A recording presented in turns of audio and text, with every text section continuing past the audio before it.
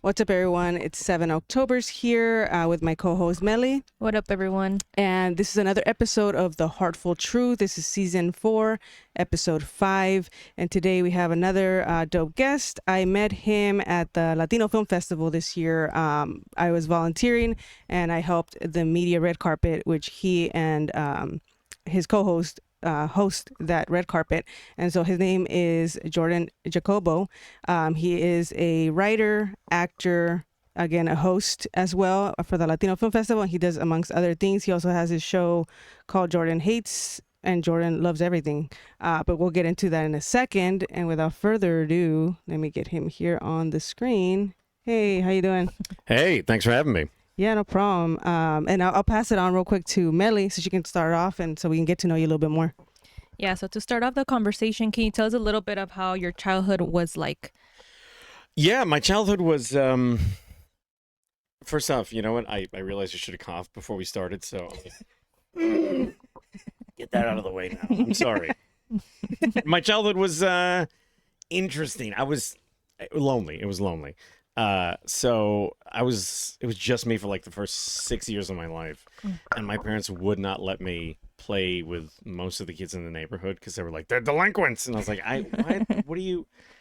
So it was just me in my backyard with all my toys.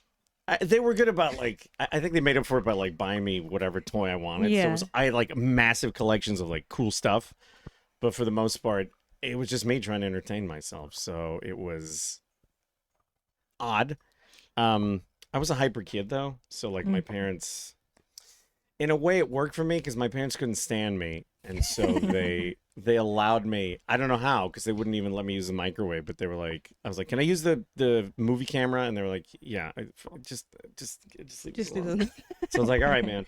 So it was me in my backyard. See, I didn't even have like friends in the neighborhood to put in my movies, so just me like moving my action figures around or like yeah, it was a weird childhood. It was odd. And also, just to give you some background, my parents decided instead of raising me themselves, they decided to just get me a TV and have it do it.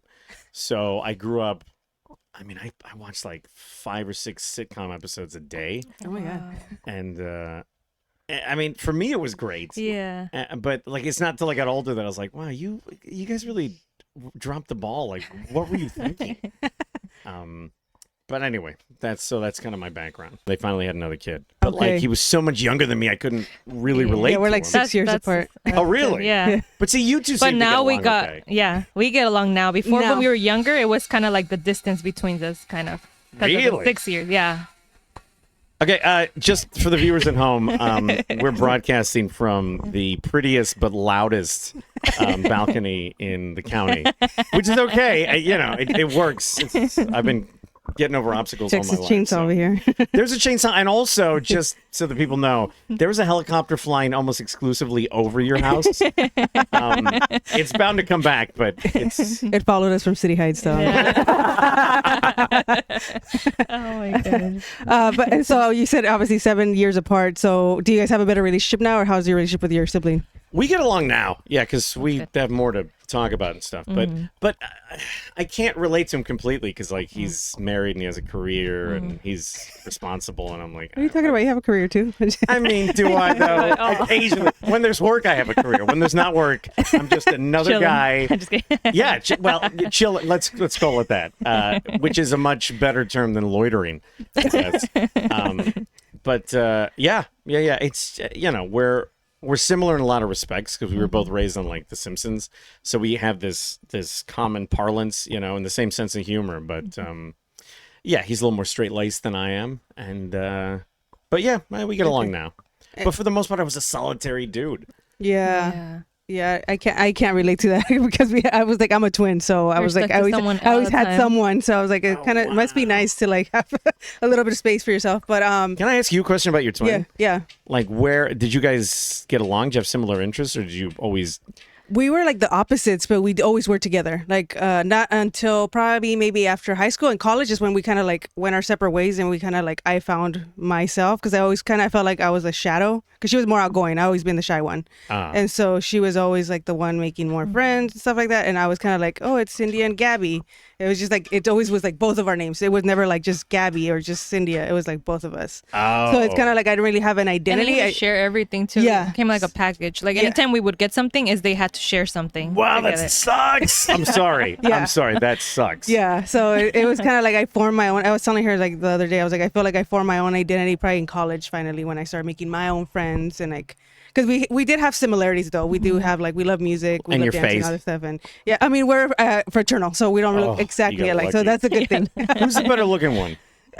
Be I mean, honest. it's subjective. They said it was her, so but I that's what, and that's the other thing is like I was watching Tia and Tamara, I think Tia or Tamara, I can't remember the one that talks on that talk show, Who can and she tell was them talking apart? about right, and she was talking about how they would tell her that she was the cute, goofy one, and then the other one was like the sexy one, and that she took that to college, and I'm like, oh, I can relate to that because they would Wow. always be like, oh, she's the pretty one, and I was just like the tomboyish one or whatever. So That's gotta hurt though. Like, yeah, but see, but that's the thing. I mean, at least like one of them got cute, one of them got sexy. It's like I can work with that. Yeah. But like, yeah. they would. What would they? Wait. What would they?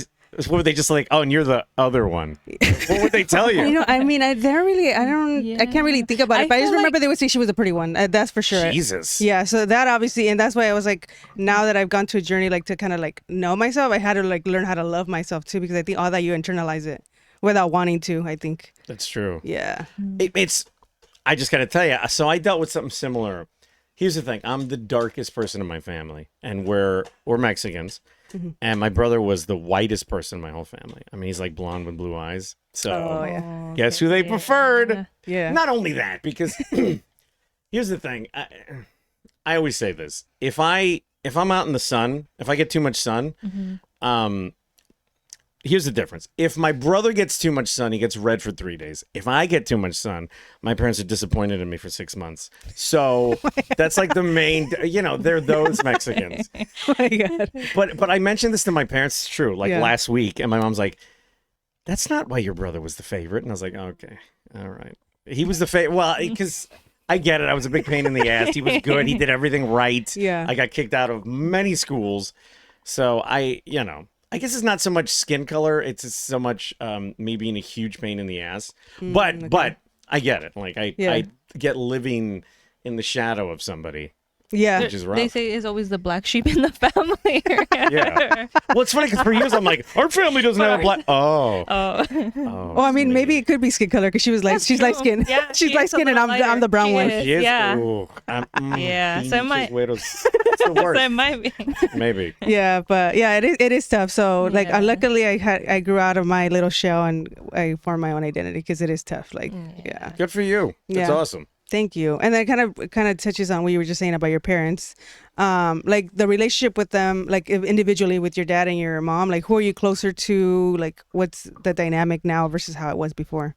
That's a tough question because growing up, I didn't get along with my dad at all. We clashed at every point.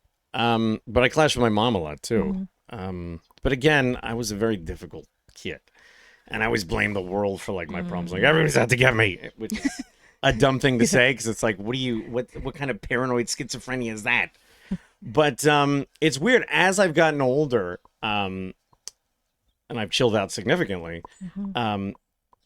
I get along better with both my parents. And it's weird because we finally have things in common where we didn't really before. So that's nice, But I get along with them very well now. But it took years to get here. Years. Do you think sorry, I was gonna say, like, do you think that it like you had resentment towards them? That's why you kind of like didn't really get along with them because you know how you say you kind of grew up alone. Yeah, but I resented them for other things, Other things that I eventually had to accept were partly, if not entirely, my fault or responsibility. But we clashed a lot, And, sorry, It's fine. I don't even know if you can hear this. But we're, we'll see. it does sound, for anyone not watching the video, it looks like we're broadcasting from a logging camp, but, no, so my parents, like, every summer they would send me on a trip, and they were well, it was a legitimate trip, but they were like, so you can experience the world. But as I got older, I'm like, oh, I got it. It was a pain in the ass, and they wanted me out of their hair.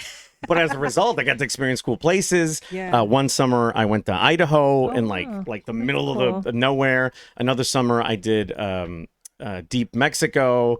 One summer Phoenix. Ugh. But another summer New York. So it was like it was That's cool. I got to experience a lot of different. So it's like a good something like came out of everything else, pretty much, right? Yeah, A it's the positive silver out of lining it, of me right? being a pain in the Yeah. ass because I get to like Sure. experience Yeah. other people and places and cultures, you know. So like this chainsaw takes me back to my time in Idaho when we would take down trees for the logging industry. And what would you say your parents think, were they supportive, like since you started like the everything that you do now? And how has it evolved from like the beginning to now? In the beginning, they were supportive because I wouldn't bother them if I was doing my stuff with the camera, and so they were like, "Yeah, okay, he's making little movies, whatever." But when I got older, they really the idea of going into film seemed ridiculous to even me because I was like, it's the real world. I got to get a real job. So I went to college and then I found a job in advertising and marketing, and I did that for a couple of years, and it was okay. But I got to be honest. Throughout those years, throughout my 20s, I was miserable. I hated myself because I wasn't pursuing what I wanted to do, and I think my parents saw it too. And they didn't really respect the work that I was doing because, I mean, it wasn't really a career. In '08, when the market crashed, I lost my job. And I was like, you know what? I'm just going to go back to school. And the first class I took was a class, was a film class, which is what I always wanted to do. And it reignited my passion. And I remember the first day of class, my professor said, look, if you're serious about film, school's great, but you should really just be getting into it. You should do it. You should work in film. Because he had a bachelor's in film production or whatever. And he goes, you know what? They have never, ever asked for my degree. Because they don't need it. In the arts, you can either do it or you can't. Yeah. And so I said, you know what? He's right. So I said, all right, here's what I'm going to do. I'm going to take every film class I can to learn the trade, and then I'm going to go do it. And when I told my parents that, they were worried, obviously, because they're like, well, what kind of life is that going to be? But I told them, I said, I would rather fail at film than succeed at anything else. And that was pretty cut and dry. And they said, all right. And so at that point, they started to get behind me because they realized that's the only thing I wanted to do. And I think over the years, little by little, as they saw how passionate I was about it, as they saw how much it meant to me, they started getting behind it as well. And then when I actually started finding a little success, they were happy throughout, but they were glad that I was actually seeing the fruits of my efforts, seeing it come to something. And I'm glad to say they're very supportive today. I don't know if they'd be as supportive if I hadn't gotten a deal with KPBS or hadn't gotten, a play on the stage at the Old Globe. But it's nice to be able to show them that, you know what, this is more than just a hobby. This is a career that I'm making a go of. And, it's still tough. My resume is decent, but we're all fighting for the same opportunities, And, but my parents I think overall they support me because they see that I'm happy. I don't hate myself anymore because I'm pursuing what I want. And even if I'm not the most successful, it doesn't matter because I'm fighting for that. And I'm true to myself. And this is who I am. I've accepted it. They've accepted it. And it's nice, That's cool. And how has that journey been though, like the creative journey, right? Because you talk about what kind of got you there, which was that film class. But obviously, like I kind of want to, if the other people to hear the journey, because obviously it has its ups and downs and stuff like that. So a lot of downs, right? How has that been, and how do you stay motivated too? Because like you said, sometimes you don't have gigs, sometimes you do. It's like how do you kind of keep from get your mental health and all that stuff? I'd say antidepressants has a lot to do with it. Because it's there were years when it was like everybody starts at the bottom, and it's really up to you to claw your way up any way you can. I was very bold in the beginning. I mean, I guess I'm pretty bold now, but I didn't know anyone in the industry. So I went to LA for a while. I was there for about 6 months, and it was a waking nightmare. It was because I started at the bottom there, but everybody's at the bottom there, and it's very cutthroat. I was working at a lighting house, and even there, it was tough to like. People would screw each other over for anything. There was a zero sense of community. There was zero sense of, I don't know. People didn't collaborate as much as I thought they would. So I came back to San Diego, and I was kind of disheartened. And I go, well, maybe I should do something else. But I didn't want to do something else. So when I found out that there was a film community in San Diego, I said, great, I got to get in it. So a friend of mine said, hey, I'm going to this cinematographer's birthday tonight. You want to come with? I go, yeah, great. I'll start networking. I'll meet people. And at the last minute, he goes, hey, I'm not going. And I go, well, you know what? I'm going to go. And even though I didn't know anybody, I go, fuck it. So I showed up. There's about 15, 20 people there. And the guy comes up to me. He's like, hey, man, who are you? And I'm like, hey, I'm Jordan. I crashed your party. And he's like, oh, cool. Welcome. Let me introduce you to people. So he introduced me to a bunch of people that I still work with today. Jody Silly with the Film Consortium. Shout out to her. Yeah, she's great. Luis Martinez. Oh, yeah, shout out to him too. Yeah, right. Big Chief Burrito. Is that? Big Chief Burrito. I met him that night. Oh, wow. And a bunch of people that I ended up collaborating with, and I'm still friends with, and I work with. And I very quickly realized that the San Diego film community was very different culturally than LA, because it's so small here that first off, everybody pretty much knows each other. And what's nice about that is that if there is someone doing something shitty or unsavory, we will quickly find out and we'll quickly boot them from the industry. Which is nice, because I've known a lot of people that come in and try to creep on women or try to take advantage of artists, and word spreads immediately, and then they're done. But if it were bigger, there'd be more work. So that's the downside. Yeah. But I'm grateful for it because this is a great community, full of mostly friendly people, and everybody's willing to look. Film is a collaborative art, and most of these film people in San Diego are not only happy to but eager to work with you and collaborate, which is great. So it's a great community, and I'm just very happy to have met the people I have and the friends that I've made. And I mean, I think I was just at the right place at the right time, and I'm grateful for that. And how did I know you told me off the screen, but like, how did you get into the Latino Film Festival, like hosting that? Where did that come about, and how long has that journey been? Okay, so that one's crazy. When I was 15, I first heard through a friend that there was a Latino film festival, but back then it was called Cine in '98, and I was like, all right, cool. So my mom and dad and I and my cousin went and we volunteered just to be ushers or whatever, and it was amazing. It was I said I got to be part of this world. It's incredible. And that year, I met Edward James Olmos. Oh, wow. And I met Ray Bradbury, who was one of my favorite authors at the time. Yeah. It was amazing. Yeah. And he was the nicest guy. And so I said, not only is this the world I want to be in, but someday I want to screen a film here. And I was lucky enough to, last year, finally screen one of my films. And it was a full circle moment for me. But the San Diego Latino Film Festival, I've been going for 25 years, maybe more. My math is not great. Many years. I've been going for many years.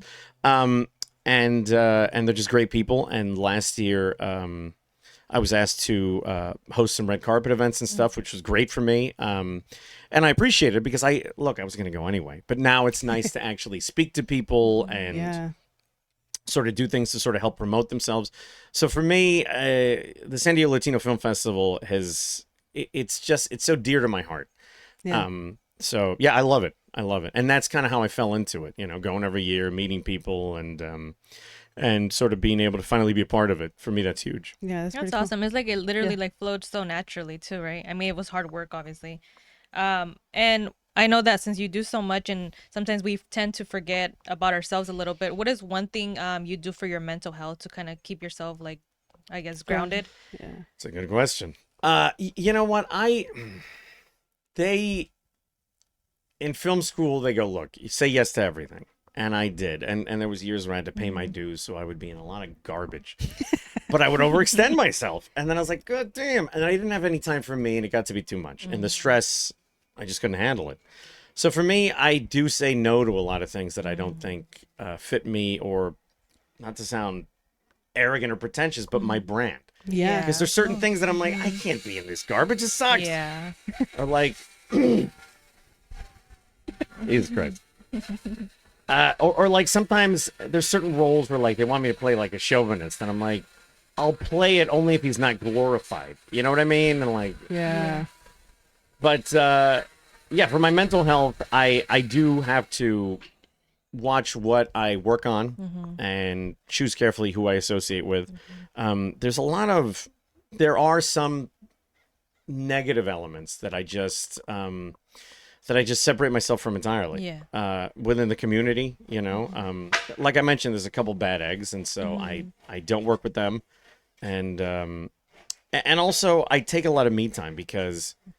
Are they sawing now? Is that what that sound is? Are they sawing? Yeah. Is that a handsaw? What year is this? Sorry. Okay. And so I work with a lot of people, and I'll go to events and I'll host events, and I'm very good with large groups of people, and I love doing it. I love meeting people.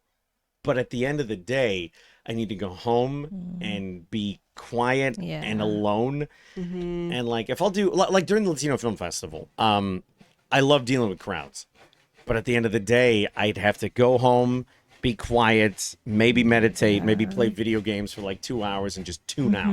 Yeah. I needed that for my mental health. You know? It can be draining. Yeah, I feel that's like, what at I least think. for myself, when I'm around so many people, I need to go home and just be away from everyone, just myself, because it's a lot. Big time, right? It's exhausting. Yeah, it is. I can't be on. I dated this girl one time, and she was in the film community. And we started going out, and then she was like, what's wrong? What's wrong? And I'm like, what?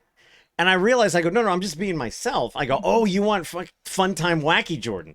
Cool. I can give you me all day, or I can give you fun time wacky Jordan for 2 hours max, and then I gotta drop you off because I can't be. Yeah, you can't be on like the whole time. Yeah, I can't. Yeah. And so I don't know. That's what that is, you know. Yeah, that's crazy though, because to think that people sometimes think that that's like your whole persona, but it's like you have to have like a kind of like a persona. Like me too. Like I'm really shy. Like we were talking about before we get on here. Like I'm really like a shy person. So, like me being on a podcast doing this is kind of like outside of my element, but it's like another like not a persona, but I guess it's like another part of you, like another because we have multiple personalities. I think Absolutely. that we show to people, right? Like your friends, your family, then your significant other or whatever. So. That I is absolutely agree. yeah, and I like what you said about boundaries too, because pretty much that's what it is with the boundaries of like who you keep around, who you work with. That's important. Absolutely. And it's funny too, because they have there's that old saying like, oh, show me who you spend time with and I'll tell you who you are. Yeah. That's bullshit because we are multifaceted. That's true. That is true. No, Yeah, no, I agree. I think that might be true for very basic people. Yes. Right. But like anyone worth knowing is multifaceted. They have different sides. And different types of friends, right? Yeah. Absolutely. too. Absolutely. And so but getting back to kind of what sort of people assuming that you're a type of person. And I don't know if I should wait for this biplane going by to what is King Kong on the loose? Sorry, we have what's it called? We're on probation. I'm just kidding. Yeah, but like who flies a propeller plane these days? Did World War I break out again? What get a jet, asshole? I'm sorry. I just okay. So I would do certain I had a podcast called You're Gonna Die Alone. And on the I saw that. podcast, it was a very cynical podcast. We talk about relationships that didn't work out. But on it, my character was kind of a scumbag, right? It was my more sleazy side, but it was cranked up to 11. So it's not really who I am. Alter ego. What? Alter ego. A little bit, yeah. But some people were like, "Oh, you're a terrible person." I'm like, the character is sure. Yeah. It's funny. I was actually hanging out with a friend last night, and he goes, "When I first started watching your stuff, I was like, this guy sucks." But then he got to know me. He's like, "Never mind. I get it now." But what was odd about that podcast is my character wasn't a chauvinist, but he was not a good guy. He's not the type of guy you would want your sister to date. But women started reaching out to me. and they're like, "Hey, do you want to go out?" I'm like, "Have you listened to the show?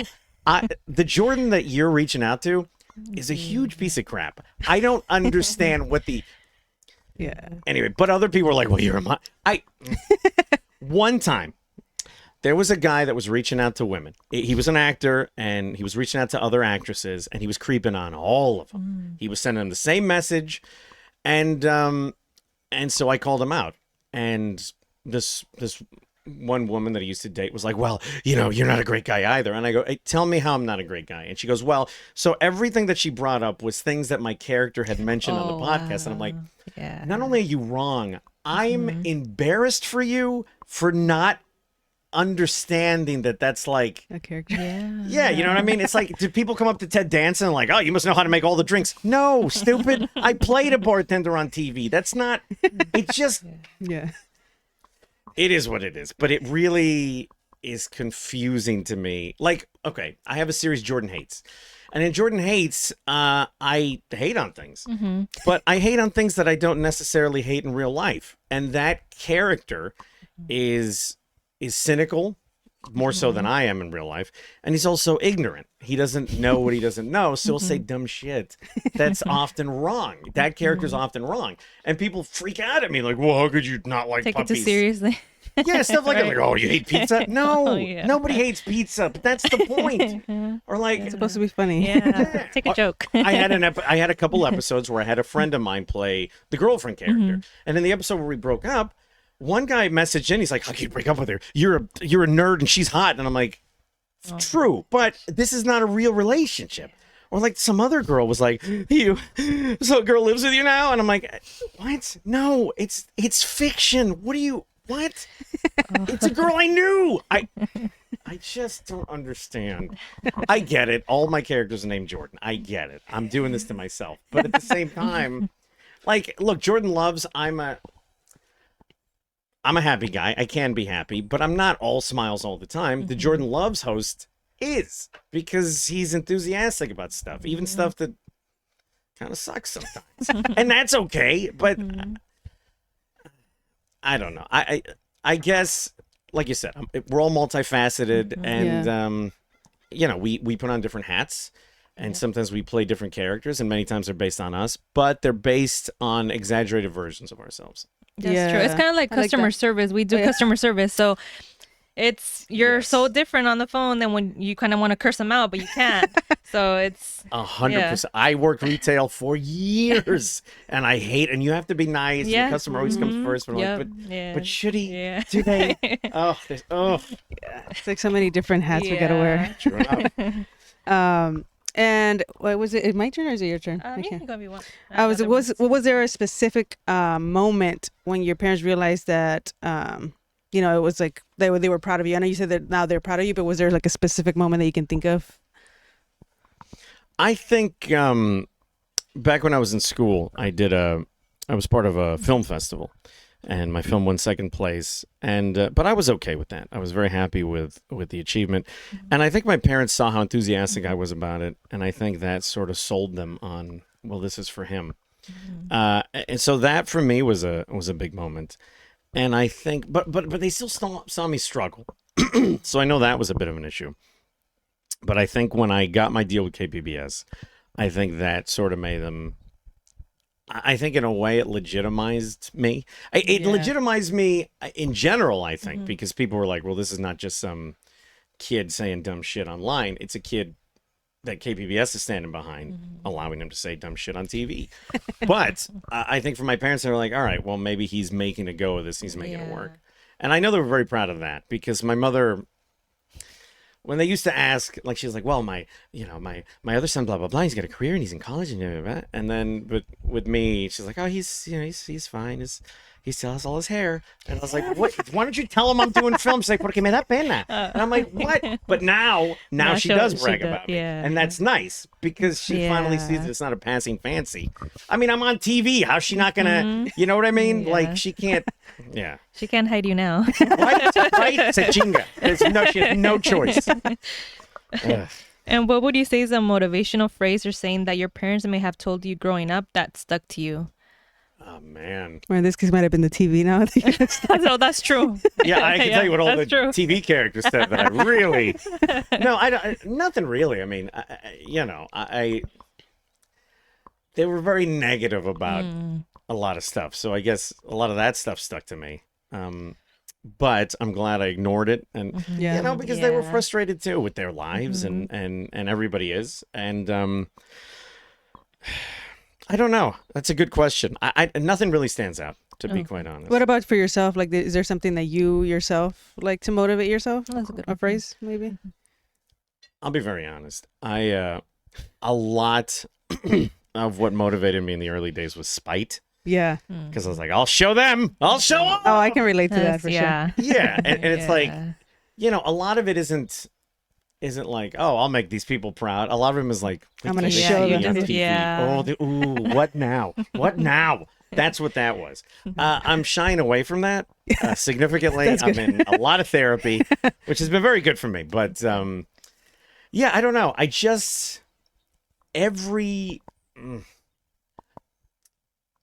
I've been to events where I'll introduce myself to people and they'll shrug me off or like, no me hacen caso. And I'm like, all right, motherfucker. Okay. Case in point, there was one person at a certain event that I'm not going to mention. She works it, and I've tried to introduce myself twice to her. And both times, completely disinterested. I go, you know what? I'm going to make you come to me. And I did. And so anyway, as my notoriety grew a little bit, she very clearly took notice. And then one evening we were at the Emmys in Palm Springs, and I went up to her partner and I said, hey, congratulations on your Emmy, man. I was rooting for you. And she turns to me, she goes, hey, it's good to see you. I go, oh, it's good to see you. It's real good to see you too. But she came to me, and it just annoyed me because I'm like, it's not, but that happens with everybody. Yeah. You know what I mean? And it's like, it just annoys me because I try not to treat. That's what I'm saying. Treat everybody the same. Like, it doesn't matter who they are. Exactly. Or what title or whatever it is. Clearly, she saw herself as up here. And I was like, I can't. I hate people like that. Yeah. We can't have this. Yeah. We can't have this stand. We talk about that all the time, especially like us as women. Like, sometimes, like, we obviously we're like in the hip hop and like now me in the film community. So it's always like male dominated, of course. And then being Latina and brown, so it's like two different things, like being brown, being a woman, all that stuff. But I've had time, and you actually were there one time, and I won't mention names either, where like people just like, handshake and they pretend you're not even there. I was like, okay. I wonder if we're talking about the same person, quite honestly. But mine was a guy, but okay. Yeah, and I think it happens more with guys. I feel honestly. like yeah. Oh, I know who you're talking about. Yeah, and it's happened too with like in the hip hop scene too. I remember when I was starting one out. time I was doing an event, and you were running the stage. It kind of like, I mean, they look at me like I'm young, and I'm like, what are you doing? And like, I think the person didn't think that I was gonna be the one hosting the whole event, and I was like, little did he know. And nice. Yeah, and I think you told him to go somewhere or whatever, and he asked one of our friends instead, like, "Oh, is this what you want us to do?" She's like, "Yeah, whatever she tells you, you do." Yeah. Wow, I love that. But isn't it great how that? Yeah. I was early in my career. I was at a film event, and I tell my friend, "Hey, I don't know this filmmaker. Introduce me." So the guy walks up to whatever. He was getting out of a pool, and I go, hey, I'm Jordan, or no, my friend said, hey, this is Jordan. And the guy looks at me and he just turns around. He just walks off, and I was like, oh, I guess I'll go fuck myself. So I said, all right. So 2 or 3 years in, as I'm starting to get known, he wasn't that likable a guy to begin. We're friends now, but at the beginning he wasn't. But he asked to meet with me, and he goes, look, I hear you've been saying some pretty negative things about me. And I go, yeah, I'll be honest, I don't like you. And he goes, why? And I go, do you remember the first time we met? He goes, no. I said, I do. And let me tell you what happened. And I did, and he apologized. And maybe I took it a little too personal. Yeah. But the thing is, it's like, look, you don't know where people are going to wind up, especially in this industry. Let's be honest, your enemies become your friends become your enemies because everybody's competing for the same jobs. So you never know. So that's, if ever there was an incentive to be decent to everybody, I'd say that's it. Yeah. I don't know. It's such a weird. It's a weird industry. Yeah. Yes, it's friendly, but there's also some snakes, let's be honest. Yeah, yeah, and I feel like in life it has, like you said, like your friends become your enemies, enemies become your friends, because like the world just turns. So like it's crazy. Yeah. And what has been your most difficult experience this year, and why, either creatively or personally? Well, I'd say my biggest one was last year, for sure, because I fell into weird depression. It's such a cliche. I always said I'm never gonna midlife crisis. It's so cliche, but then I did. Yeah. Like weeks after and leading up to turning 40, I was like, God damn. I was like, I only didn't buy a sports car because I didn't have the money. Otherwise, I would have done all the cliche stuff. I didn't get a mistress because I'm not married, but otherwise, probably. And like, it was a mess. And because I was forced to look at my life, and at 40, I didn't have a pot to piss in. And I was like, what have I really accomplished? And I was really, it was my lowest point ever. But I said, you know what? I can't. And also, things were coming to an end with KPBS. I was really on the outs with them because of my doing. I was in a very self-destructive place. And so I was given a wake-up call, and I'm grateful for it because it forced me to get into therapy and really get some perspective on things. And I would say I've been in therapy for almost a year now, and it's changed everything for me. It's given me a new perspective. It's given me a new drive. It's given me... I was able to really put some goals out, and I've been little by little meeting those goals, and I feel good about that. And most importantly, sorry, Jesus, I didn't mean to add all the loudness out here, but here we are. Most importantly is this. Part of my depression was because I thought I'd be making films by now, like not short films, but a feature. But thankfully, I was given the opportunity to finally write and direct my first feature film, which I'm currently working on. And so I feel good about it. I've had to sort of put that on hold for a couple months, but we are getting back to it, I hope. You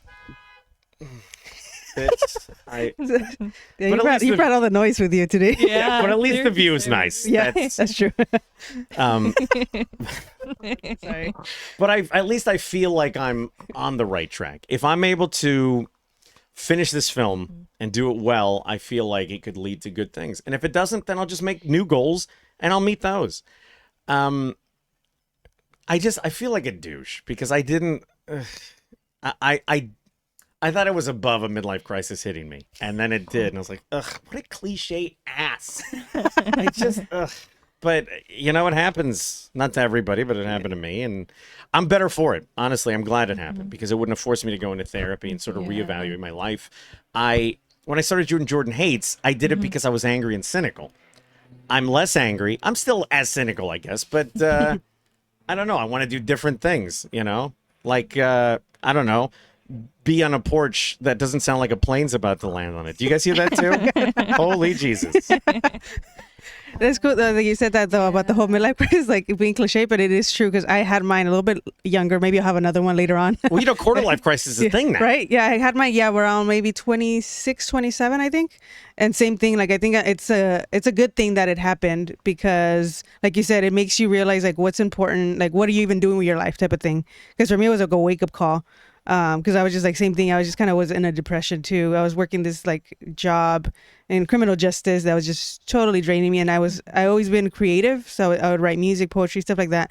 I wasn't even doing that anymore. So I was like, okay, something's wrong. Like I need to get the fuck out of here. And so that's what kind of changed, and then it kind of led to the creative path. Like it's like I was talking to another friend. We were talking about how for some reason, I don't know if I believe in destiny or anything, but so far I kind of do, just because I feel like no matter what, I still ended up in this path that I kind of went against, right? And you feel better when you're like not pushing against the grain. Like it was more painful when I think I was trying to push against it and going through all that stuff. I don't know if it's the same for you. 100%. So here's something that changed my life big time. Have you ever read the book The Alchemist? I've read parts of it, but I haven't read the whole thing. Yeah. It changed my life because, so there's a quote in The Alchemist that says, I'm paraphrasing and I'm going to butcher it terribly, but when someone has a dream in their heart, the entire universe conspires to help them achieve it. Yeah. And that is kind of true. Like, why would, let's say, God or the universe or whatever give you a longing to do something and then deny you that. Yeah. It's not going to be That's true. easy. Exactly. But as long as, and I've always felt this, as long as I'm pushing toward that goal, I can't tell you how many almost mystical things have happened Yeah. and fallen on my lap that I'm like, what is this? And it almost seems like a sign. Now true. there's been setbacks and there's been roadblocks, but I got to be honest, I can't point to a lot of setbacks and roadblocks that haven't helped strengthen my resolve and allowed me to learn something from. Yeah. So yeah, I mean, I really think it is. I know this sounds cliche too. It's the journey, not the destination. But the fact of the matter is, it's true. It's true. You know what I mean? If we saw Lord of the Rings, right, and we just went to them, like to that half an hour goddamn ending, you'd be like, "What happened?" But the Yeah. part that we watch for is The journey. everything. endless journey. I mean, I skipped two because Jesus, what are you doing? And then the tree. It's like 2 hours there. Yeah, but the point is, like, it is the journey. It's fun. You know what I mean? Like Star Wars, it's fun Yeah. because they're fighting the Empire. If the Empire fell after the end of the first movie, who would care?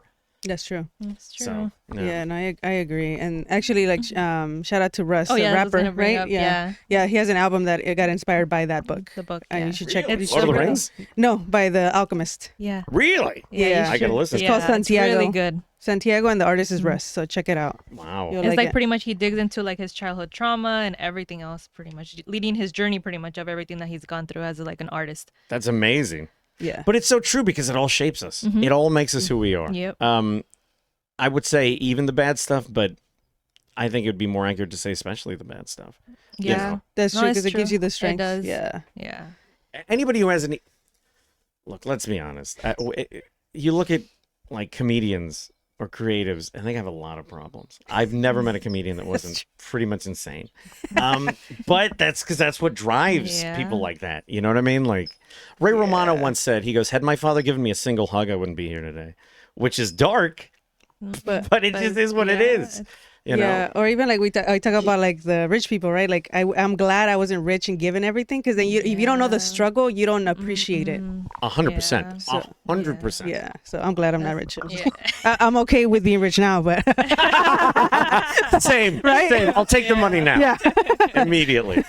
Good. And then a question that we always like to ask here is, when was the last time you cried and why? If you would like to share why. I teared up yesterday. I have a friend. I have a good friend who bakes, and he bakes usually around the fall. And he calls me up and he gives me all these cookies and all these breads, and I love it. He's an amazing baker. And yesterday he told me, he goes, "You know, you're the first person I called." And I go, "Why?" And he goes, "Because," he says, "I don't bake for myself. My mother passed away. Most of my family's, on the other side of the country. So when I bake, I do it knowing that someone is going to enjoy it. And because when he gives it to me, I share it. I take it to my family's house, and I take it to all my friends who I think would enjoy it, because I love to share." Yeah. And he teared up and I teared up because I was like, that is such a nice thing to say.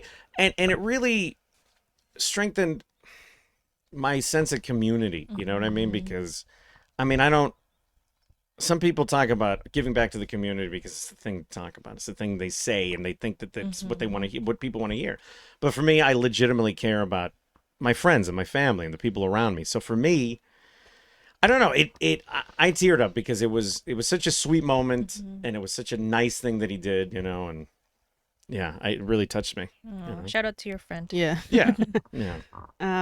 And what's a funny or memorable memory you have with your parents? So my father is great, but he is also not so much anymore. He was really cheap, really cheap.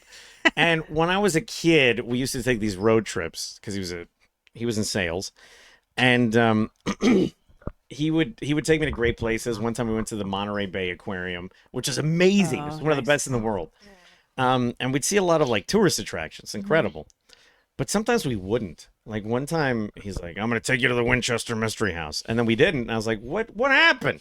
I want to see I want to go there. yeah. Or like he did the same thing with like, until when I was older, I found out that the reason we were able to see such cool places was because he was sneaking us in. Because he goes, I'm a salesman. Let me talk to the manager at the gift shop. So we'd go into the gift shop, give him his card, and then we just see the whole thing. They just usher us in. And I didn't realize that cheap bastard was using, I mean, it was a legitimate sales trip, and he could write it off, but like he wasn't paying for us to go to the Monterey Bay Aquarium. So we'd see the whole thing all day. And so the reason we didn't get to see the Winchester Mystery House was because they didn't have a goddamn gift shop, so that plan went out the window. But he would never say like, I just don't want to pay for you to. But one time my brother and I were in the Central Coast, and all I wanted to do was see Hearst Castle. So yeah, we're gonna see Hearst Castle. So we get to Hearst Castle. He finds out that the gift shop is at the base.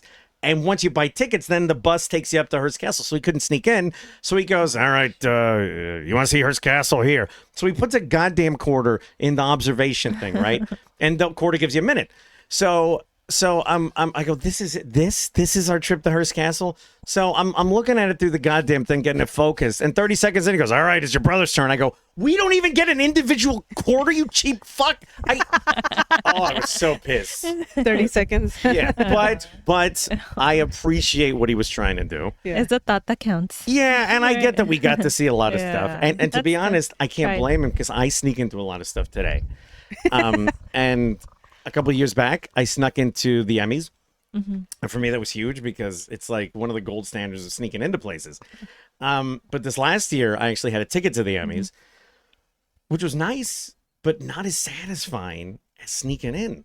And so for me, you know what I mean? I'm like, oh, I had like a legitimate dinner and I didn't have to like sneak a dinner. And I'm like, what is it? It somehow didn't taste as delicious knowing that it was legit, I guess. Yeah. So I get it. I mean, it's, it is what it is. And what is one heartful truth about yourself that you might not like to hear, but you are aware of? I think the fact that I'm driven by spite a lot. And I'm telling you, I'm in therapy. It's a thing that I'm trying to work through. But most of the major things that I've accomplished, like I said, with the idea of like, wait till they see what I did now. I think that's what I'm saying. I think you would like that album because he's in one of the lines that he says, he's like, I proved it to me and I proved it, it's proved it to myself. Yeah. How does he say? Yeah, something like that. Pretty much about seeking validation. Kind of like for yourself. It's kind of really coming from yourself, not from others, but it's hard. It's still really hard to. Big time. Yeah, No, it's big it's time. okay. And I think any decent artist or performer has doubts about themselves and they're always trying to better themselves. I've known a lot of mediocre people that were so sure of themselves and it's mind-boggling because I also know a lot of insanely talented people that don't do anything because they just don't think they can or they don't have it in them, and it's insane. Like I just wish I could transfer but I'm the same way.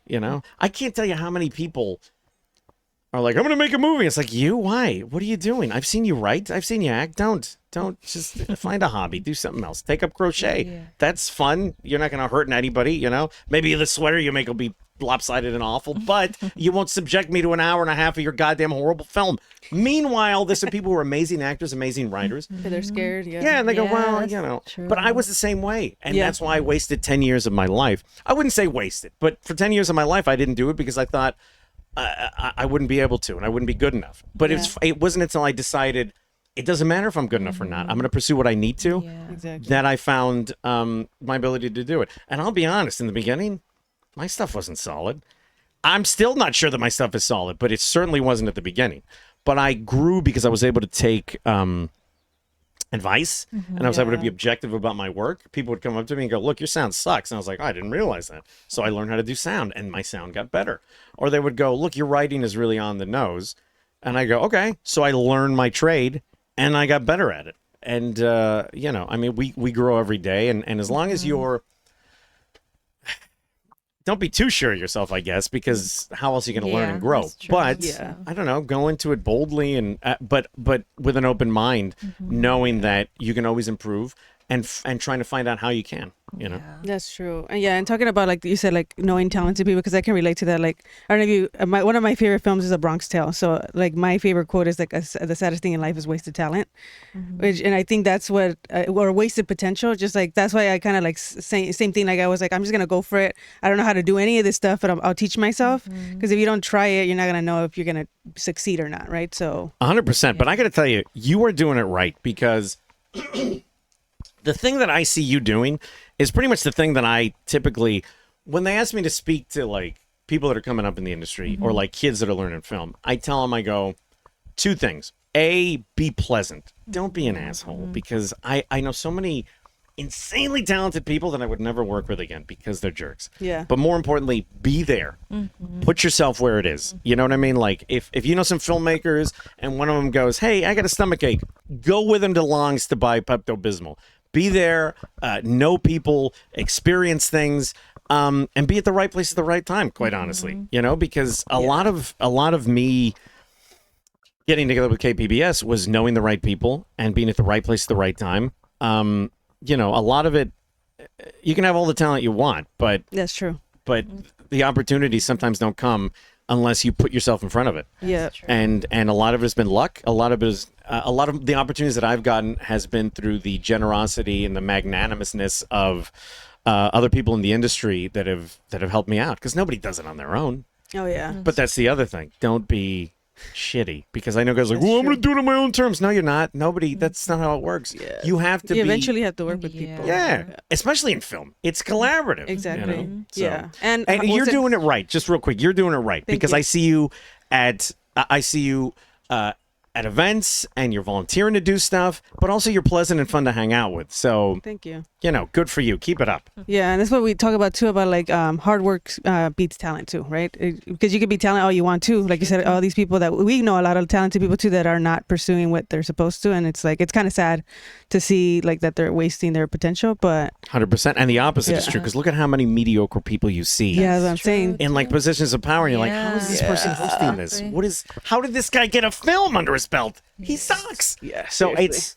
yeah. And you know, thank you again for being here. And to end it here, we usually try to end it with this question. Like obviously the show's called The Heartful Truth. Sorry, are those wind chimes? Boy, Yeah, what a studio you. Yeah. you This is all sound effects. I'm just kidding. We like to end it with what do you think of the phrase "the heartful truth" when you hear? Because obviously that's the name of the podcast. What does it mean to you when you hear that phrase? The heartfelt truth? The heartful truth. Heartful? Truth.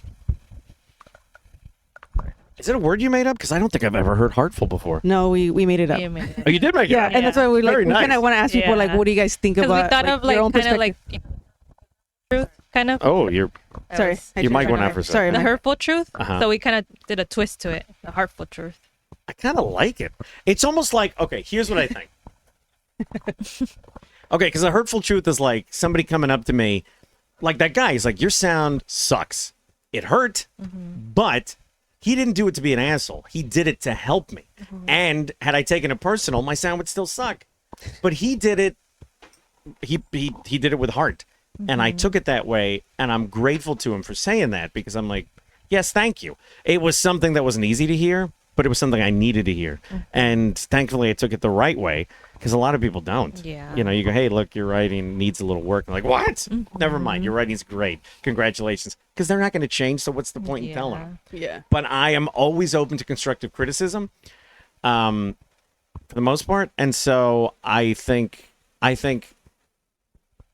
that pretty much, you know, nails it. Sort of the constructive criticism thing. Yeah, that's pretty much that's what it is. Yeah, because it's like you said, it doesn't come from like a harmful place. Yeah. So we're like, why is it the hurtful Hurtful truth? truth. If you at least usually people, unless somebody's malicious, then that's a different. Yeah. And I've gotten a lot of Yeah. it. But I'll show those sons of bitches.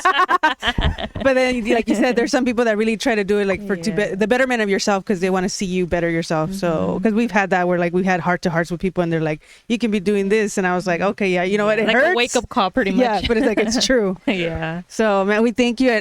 Honestly, it you. started raining now. I know. Like we had Wow. Wow. We didn't plan this. Okay. Everything. What a day. we run. We What run a the place. We run the weather. I'm just kidding. It's just, yeah.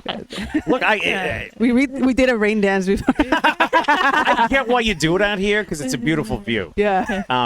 But Jesus Christ, the wind is picking up. It's raining. It's This about might to be get the last one in the, Yeah, on the porch. this is our second time doing it here, but I think this might be the last one. And it always rains, huh? Yeah, It's it always rains. rains. Really? Yeah. The last one rained too. The city of San Diego should hire you to do podcasts whenever we're in a drought, because what a place. This will be the promo for that. Yeah. I got to tell you this, though. It has been fun doing it out here because I can't wait to hear what's next. Yeah. I guess we should go before I know. thunder and lightning breaks Seriously. out or explosions. Oh my god. But you want to get us out of here? And Yeah, thank you so much for being here, and thank you guys for tuning in. We appreciate it. Thank you for having me. yeah, no, thank you for telling your story. It's really like inspiring to hear that, and it's been great like meeting you too and getting to know you, and hopefully we do more. Same more here, stuff together. definitely. Yeah. And yeah, thank you everybody for tuning in. Subscribe to our YouTube channel. Can I give a quick plug? Yeah, go ahead. Okay, so I do Jordan Hates on Instagram and Facebook, and some stuff on YouTube, and then it's Jordan Loves on Instagram, Facebook, and also kpbs.com. So check it out. If you like it, great. Give me a subscribe, please. If you don't like it, leave me a mean comment, because I don't mind hate mail. I think it's a lot of fun. That's cool. Yeah, follow him, and then we'll add all that in the description too, so they can click the links. Appreciate it. And thank you guys again. Thank you. Alrighty, Peace.